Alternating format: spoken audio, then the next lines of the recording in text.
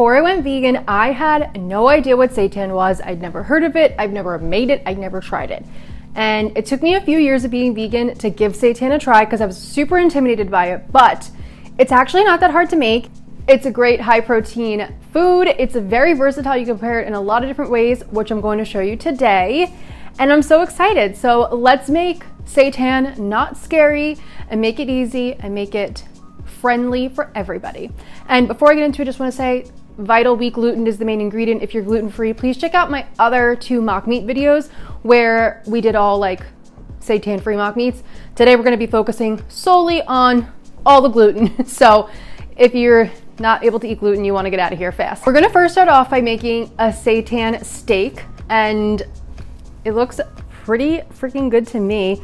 This was actually the first way I ever tried making seitan was as a steak, and I already cut into this piece, and it is so crazy because I mean it looks very steak-like and it comes out really good and it's delicious. I think it's great for summer, so let's do it. The first thing we're going to do is mash up some cannellini beans. You can also use chickpeas. I prefer the cannellini beans because they give a nice softer texture. Then we're going to add in some liquid smoke, soy sauce, and pomegranate juice. This is going to give nice umami and color to our vegan steaks. It'll look like this. We're going to add in garlic powder, onion powder, nutritional yeast, salt. We're going to add in that vital wheat gluten and some water. And you're just going to start to mix it together. It'll form into a crumbly looking mixture, which is what we're going for. And that's it. Super simple to start. I like to do this by hand for this just because personal preference. We're going to use a food processor later on for a different recipe, but the seitan steaks I like to make by hand, just adding in a little more water. And you want it to form into these nice big crumbly pieces, and then we are going to knead it for about 3 to 5 minutes. You don't want to over knead this because then you'll get chewy seitan, which isn't what we want. You just want to knead it enough that it comes together. You'll start to see it looks striated and stretchy, and that is what we are going for. So again, like 3 to 5 minutes. You don't need to overdo it, and it will look like this. Now I decided I wanted to make 2 steaks, so I cut this in half, and then I'm just going to form it into little balls, and then I'm going to roll this out to be about 1/2 inch thick. I'm keeping these on the thicker side because I think a regular piece of steak is a little bit thicker, so these will also puff up when we steam them. So about this thickness is good, and what we do to one, we do to the other, so just repeat the process. Then we're going to put these into a steamer basket. I like to spray some spray oil on there just in case, and then I will steam these for about 20 minutes, and once they're done steaming, they look amazing. They look so good, and this is what we're going for here. Now you have 2 options. You can either leave it whole or you can slice it. I prefer the slicing way because I like more of the surface area to be crispy, but it's totally up to you, and both ways are delicious, and I just wanted to show you both ways. So I cut pretty thin slices, and then we're going to sear these in a pan. So I'm going to chop up some fresh parsley, just from some nice fresh herbs. You could do, of course, rosemary, thyme, whatever you like. And then I'm going to do some garlic cloves. I'm just going to keep those whole, throw them right in the pan, and super simple. Going to add in some vegan butter, olive oil, and the garlic cloves and some of the fresh parsley, keeping some for garnish, and just mix this around. Once that vegan butter is melted over a medium heat, we can now throw in our vegan steak pieces and let them get nice and crispy and seared up and delicious. I also like to add a little bit of soy sauce in here because it just helps to create a nice color and caramelization on the outside, but you don't have to do that if you don't want to. The oil and vegan butter will also do a great job of aiding in browning this really well. So let them cook for about 5 minutes on each side. I'm gonna add in some salt and pepper too, and then you can flip and it should look like this. It should be nice and crispy, have a little searing, looks beautiful, and that's all you have to do. And I'm just going to flip them, let them cook for like 3 minutes on the other side, and then they're done, and they look so good. If you want to grill these, use a grill pan or electric grill. Don't put these on like a traditional outside grill. And I love the texture on here. It's just incredible. It's so meaty. So now we can plate, and we're going to do this one first. I'm going to add some of my roasted garlic, that fresh parsley, and then this is something that's optional, but I just mix some soy sauce and pomegranate juice together, and then you can kind of drizzle it over top. It is just going to give a nice juicy look to our seitan steaks, totally optional. Adding some flaky sea salt, and I did some black pepper as well. And then I'm just going to do the same thing with our little strips, you know, plate them up nicely. We'll add the parsley, we'll add the black pepper, the roasted garlic, adding that same sauce over top. And they both look so delicious, and they're so tender and meaty, and it's just so good. I mean, it's like such a cool thing, and I think it looks super steak-like. And if you haven't checked out my tofu steaks, that's another really great vegan steak option. And you could see how this cuts. It's so tender and chewy and meaty, and it's really delicious. And I just think this is great for summer. It's just so good. I mean, you can just see how nicely that is cutting. And here's just a comparison of both steaks inside. Now I showed you the two different ways of preparing it, the strips versus the whole seitan piece, and it really just comes down to preference because they're pretty similar. This is a piece of the seitan like whole steak. It's a little bit softer compared to this one, which is a piece of like the sliced one and then seared on both sides. I think both are delicious. I just personally prefer the sliced and then seared way because that was usually how I ate my meat before I went vegan like 8 years ago. So I like it that way, but presentation purposes, the whole one does look really good. They both look really good, and they're very similar, but just know that the one that's whole is a little softer inside, a little more tender, whereas this one is also soft. It's just slightly different. So maybe you make an experiment and make both of them the two different ways, and then you figure out which way you like best. This is a pretty generic base recipe, so you can now use this, you know, you could put this in tacos, burritos, you can add other seasonings to it. I've made a seitan steak with making Mongolian beef, so that's really good. I have that recipe on the channel, and there's tons of ways you could use this, but it's so good. Add it with some like potatoes and veggies, delicious. So that's seitan recipe number 1, but we've got more ground to cover, so let's go. For our next seitan recipe, we're going to be making seitan cutlets, which are kind of like vegan chicken cutlets. They are so good. They're super crispy, and they are really fun to make. Obviously, these would be great for like a sandwich or vegan chicken parm, you know, wherever. There's so many great ways to use them. I'm excited to show you this one, so let's do it. We're going to start this off the same way with mashing up the cannellini beans. Again, you can use chickpeas in here, but I like the cannellini beans because they're softer. So mash them up till they look like this. Then you're going to add in garlic powder, onion powder, nutritional yeast, salt. Super easy on the seasonings. We're going to add in our vital wheat gluten, and then we're going to add in some veggie broth. And super simple and easy to do. And it's again just mixing it up till it forms a nice crumbly looking texture, and then we're going to knead it. I wanted to quickly discuss what vital wheat gluten is. In case you don't know, it is the protein that is found in gluten. So these recipes are super high protein, so high protein, and they're delicious and they're really fun. So seitan is really awesome if you're looking to up your plant protein. So I'm just going to knead this again 3 to 5 minutes. We're not over kneading, just until it feels like it's coming together and it has some striation going on. If you over knead it, it's going to be chewy. That's why we don't knead it in like a KitchenAid stand mixer. We do it by hand. So it'll look like this.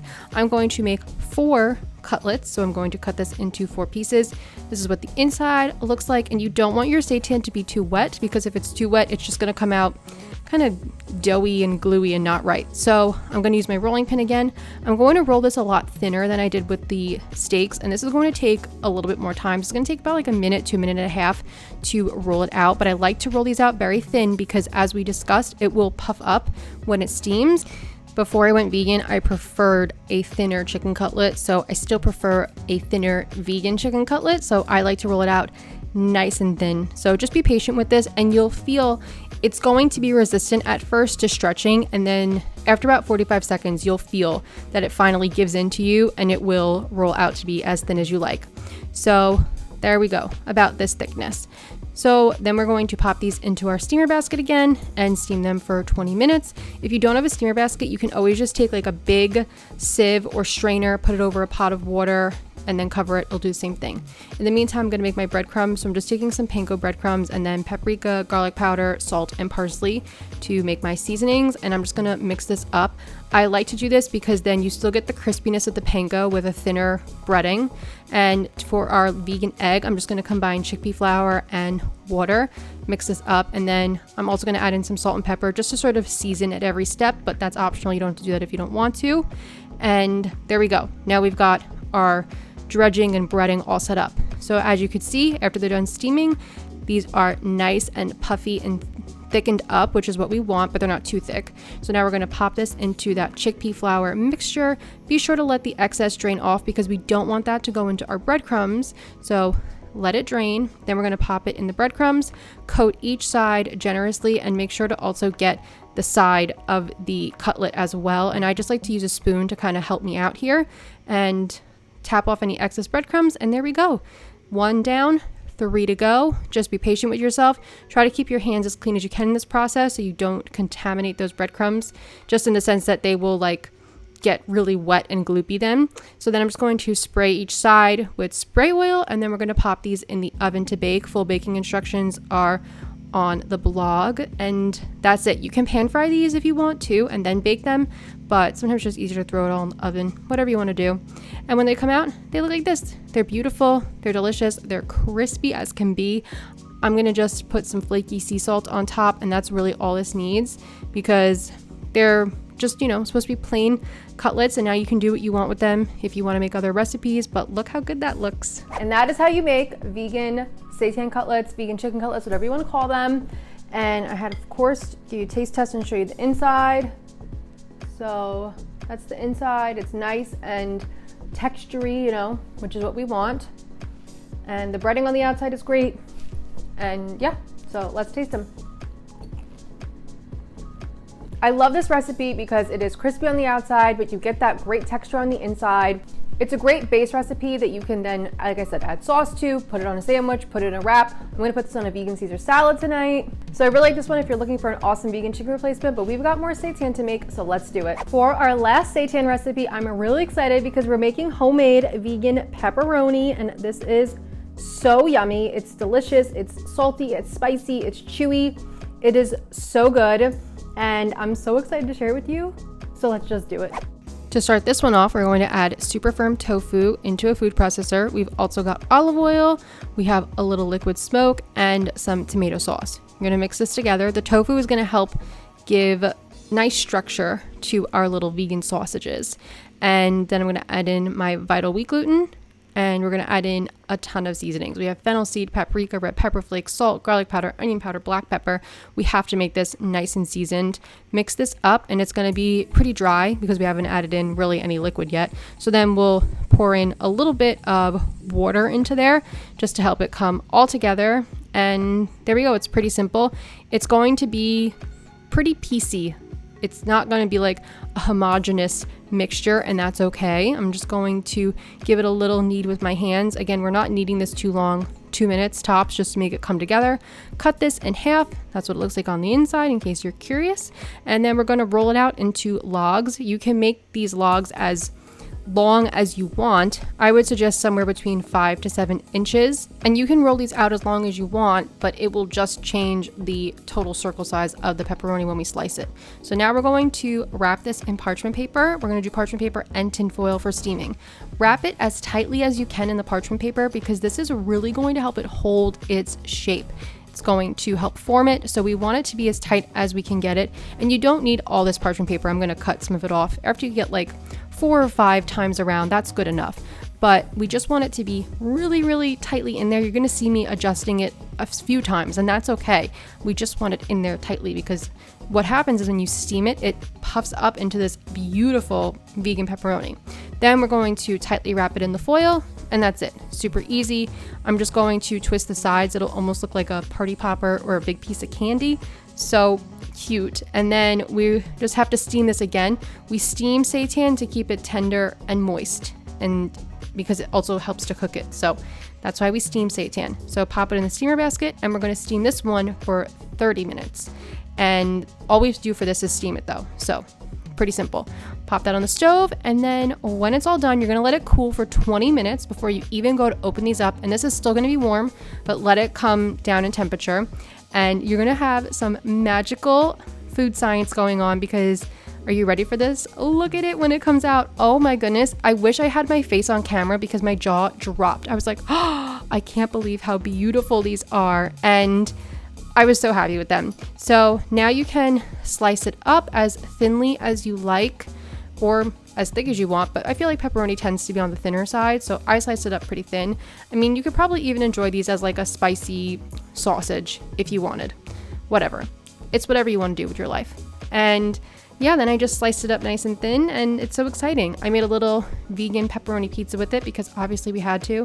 You know, I just did sauce, some vegan cheese. I put my few pieces of pepperoni on there, and I'm just so excited about this recipe because it's so good. And you can of course tweak it, like if you want it to be spicy, add in more red pepper flakes. If you want it to be super salty, you know, you could add in more salt. It's up to you, but it looks so good and it's so exciting. And now you can make vegan pepperoni at home, which is so exciting and cool. So that is how we make our homemade vegan pepperoni. I'm going to take a taste test for you, and I just tried to cut it as thinly as I could. I had wanted to actually try slicing this with the food processor to get it like really thin, but I forgot to grab the slicer thing when I moved, so I don't have that right now. But I think you could probably thinly slice it in there too. I don't know, but let's eat this. This tastes just like pepperoni. It's so good. I love, like, you make the roll, like you roll it up, right? And you're like kind of skeptical of it. You're like, is this gonna come out good? And then you unroll it and you're like, oh my gosh, it came out amazing. And then of course I made a little pepperoni pizza with it. Like the field roast pepperoni is so good, but this is so fun to make. It's so fun to eat. So I really suggest you try giving it a little chance. Don't be scared. It comes out really great. All right, everybody, and those are our 3 seitan recipes. I have tons more on my blog on YouTube already if you want, but these are some easy basic ones to start with. I hope I helped open your eyes to the world of seitan, and that doesn't have to be so intimidating. As always, full written out recipes are on the blog. Ingredients are written in the description box down below, along with the links to the blog post and anything I think you may need for these recipes. Thank you so much for watching. Thank you so much for being here, and I'll see you soon with more recipes. Bye.